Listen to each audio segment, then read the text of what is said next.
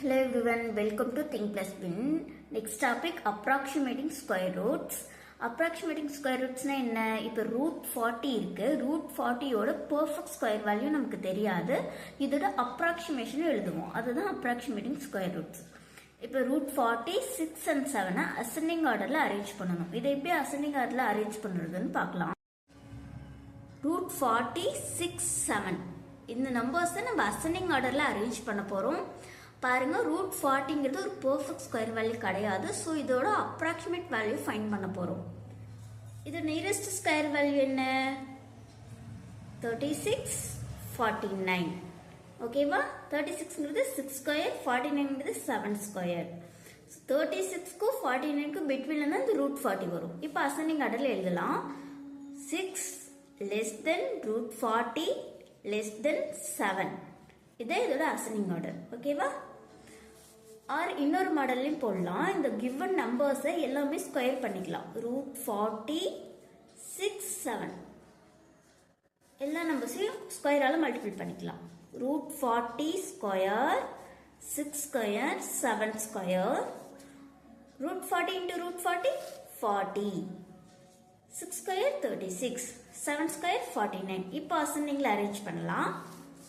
36, 40 and 49.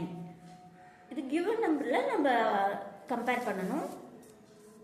6 root 40, 7. Next example 7 root 65, 8. Arrange given numbers in ascending order. இப்போ பார்க்கலாம். Root 65ஓட exact square value தெரியுமா? தெரியாது. So இதோட approximate value கண்டுபிடிக்கலாம். அப்ராக்சிமேட் வேல்யூனா எந்த ரெண்டு நம்பர்ஸ்க்கு பிட்வீனில் வரும்னு பார்க்கணும்.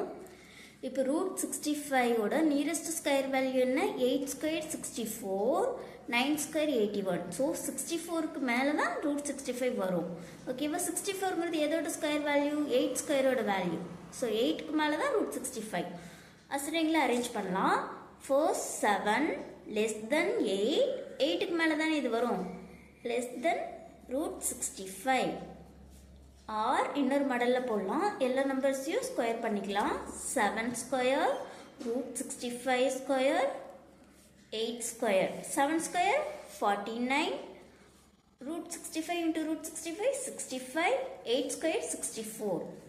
So 49 less than 64 less than 65. 49ங்கிறது 7, 64 8ஓட value, 65 root 65. Okay friends, thank you.